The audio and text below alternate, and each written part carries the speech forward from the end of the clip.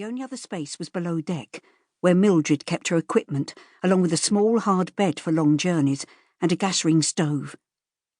A door at one end led to the engine room. Rose realised that they must be below deck, where they were unlikely to be seen or heard. Not that anyone would be looking anyway, in the dark and out at sea. But why were they here? "Oh, here you are," Flora said, as she wriggled alongside Rose. "It's as dark as the night in here." "It's Mildred's boat," Rose said, in case her mum wasn't aware.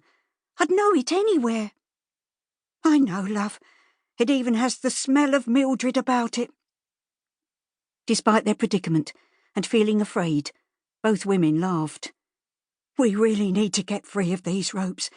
Then we won't be at a disadvantage if anyone comes back who wishes to do us harm," Flora said. "What I intend to do is wriggle down to where your feet are and see if I can unpick the knots in the rope around your ankles. It's going to be hard, as my wrists are bound tight, and I just have my fingers to work with. Hold on," she added, as she shuffled along on her bottom until she was close to Rose's feet.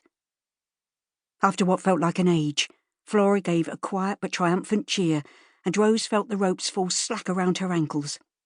She shook them loose and stretched her legs, enjoying the freedom. At least now, if anyone came back, she would be able to kick out at them. That's if this hadn't been part of an elaborate joke. "I may be able to reciprocate and untie your feet," she said to her mum. "See if you can pick apart the knots at my wrists first," Flora said, leaning as close as she could. "Go slow and steady," she instructed, as Rose started to pick. By the time Flora's hands were free, Rose's fingertips were swollen and sore. Gingerly, Flora pulled herself to her feet, feeling the low ceiling above her head. "I'm going to find the hatch to see how far out at sea we are." "Be careful, Mum.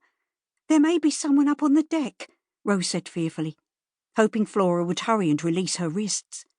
With them bound, she knew she couldn't do much if anyone came below deck. "There's no sign of anyone. It's pitch black out there, from the little I can see," Flora called out. "We could be anywhere. Why would anyone do this to us? Has something happened at Seaview, do you think?" "I have no idea.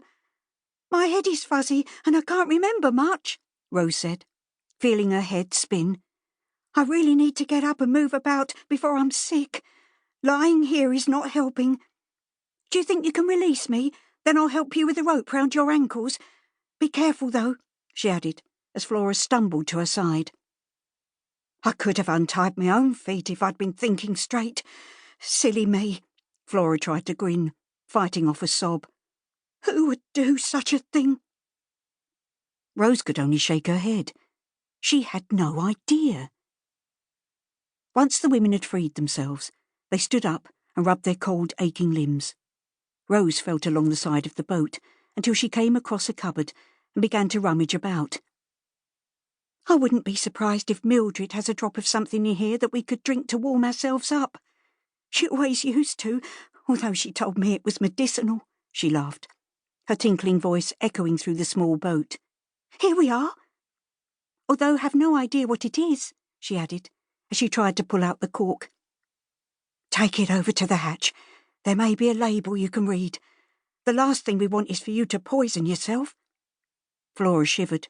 "Perhaps we should be looking for a blanket.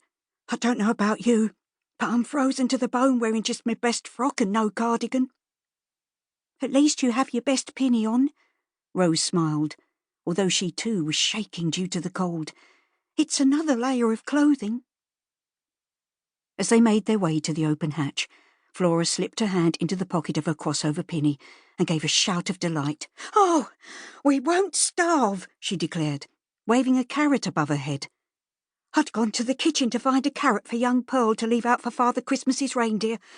I was returning to the front room when—" She shook her head in confusion. "I don't remember what happened after that." Rose slipped her arm around her mum's shoulder, sensing her fear at not remembering.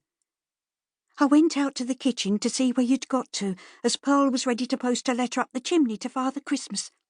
The light was off in the hall, and then someone grabbed me."